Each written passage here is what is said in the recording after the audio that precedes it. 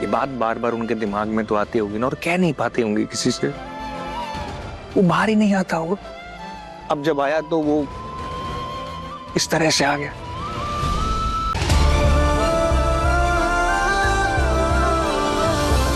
मैंने कहा कि पहले आपको बता देते, पर उन्होंने कहा कि नहीं, ये हमारा सीक्रेट है। उन्होंने कहा कि फिर वो मुझे सॉरी भी कहेंगे और मुझे कंपटीशन में भी पार्टिसिपेट करने देंगे। आई स्वेयर मम्मा, मैं ऐसा नहीं करना चाहती थी, पर वो नानी माँ ने कहा कि ये तुम्हारे ड्रीम्स के लिए तुम्हें करना चाहिए। सॉरी मम्मा, अगर मैं ये नहीं करती तो नानी माँ सैड हो जाती और मुझे ये अच्छा नहीं लगता। दुआ, आप रोनी पापा के साथ रहना, हाँ, नानू के साथ रहना। मैं आती हूँ पापा। हाँ। मैं आती हूँ। हे भगवान, नीतू क्या करने वाली थी? सोच क्या रही थी वो? विक्रांत सलूजा की कोई नहीं है वो। दुआ मेरी बेटी है, देहरी जी की बेटी है।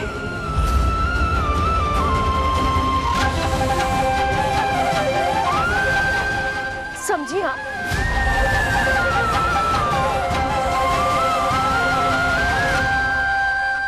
माना जी, कभी नीतू आंटी से ऐसे बात नहीं करती। ये भी तो नहीं करती ना देहरी जी। आपसे कभी ऐसे बात नहीं करती ना माँ, पे से कभी बात।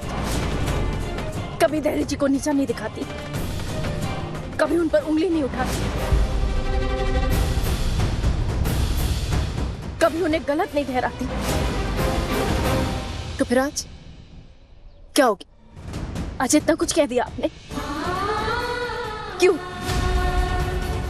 माना जी, आप गुस्से में हैं आप? हाँ, मैं हूँ गुस्से में, बहुत गुस्से में हूँ मैं, क्योंकि मुझे समझ नहीं आ रही माँ, मैं पहचान नहीं पा रही। क्यों इतना कुछ कहा आपने और ये इतना कुछ कहती चली गई और आप बस चुपचाप सुन रहे हैं? क्यों माँ? इतनी देर से मैं देख रही हूँ देहरी जी आपको समझाने की कोशिश कर रहे हैं आपको समझाने की कोशिश कि आपने गलत किया है दुआ को यहाँ लाकर। दुआ को सदमा लग सकता था, उसका दिल टूट सकता था, उसको ठेस पहुंच सकती थी। फिर क्यों माँ? अब क्यों नहीं मान रही देहरी जी की बात? हाँ, आपको ऐसा क्यों लगता है कि विक्रांत सलूजा को हमारी जिंदगी की हर चीज जानने का हक है? क्या आप भूल गई हैं कि विक्रांत सलूजा विशाखा जी की बातों में आके उन्होंने आपको, पापा जी को शॉर्ट पे छोड़ दिया था?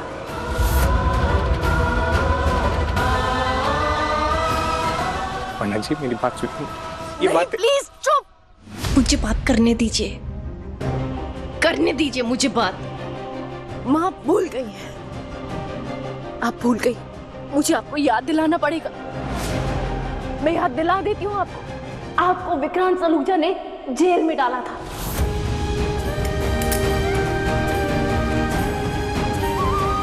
आपको जेल से छुड़ाने के लिए रोनी पापा से उनकी प्रॉपर्टी के कागजात साइन करा लिए थे विक्रांत सलूजा ने। तब विक्रांत सलूजा को आपकी याद नहीं आई, अपनी माँ की याद नहीं आई। नहीं सोचा आपके बारे में माँ, और ना ही मेरे बारे में सोचा। नहीं सोचा उन्होंने जो कुछ किया उसकी बस एक ही वजह है,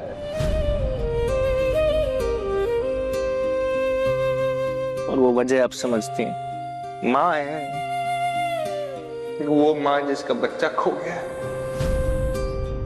कहीं जब ये सब हुआ ना, हम सबने बहुत हिम्मत रखी, हमें बहुत दर्द हुआ, लेकिन हम झेल गए क्योंकि शायद हम सब लोग एक साथ थे। वो नहीं झेल पाई, वो सदमे में चली गई। ऐसा लगा जैसे उनके दिल की धड़कन किसी ने छीन ली। मैं फील कर सकता हूं उनकी प्रॉब्लम, उनकी तकलीफ। उस बेटे को खोया उन्होंने जिससे वो सबसे ज्यादा दुनिया में प्यार करते थे। एक्चुअली माँ ऐसी ही होती है ना इस दुनिया में ना मन्ना जी। माँ से खूबसूरत चीज कोई हो नहीं सकती, बशर्ते वो माँ विशाखा कुमार नहीं होनी चाहिए बस,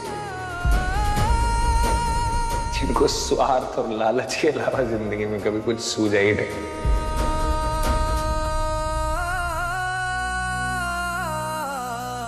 इतने दुख पता क्या होता है? उन्होंने जो मेरे साथ किया, ठीक है कोई बात नहीं, उनको नीतू आंटी और विक्रांत के बीच में नहीं आना चाहिए था।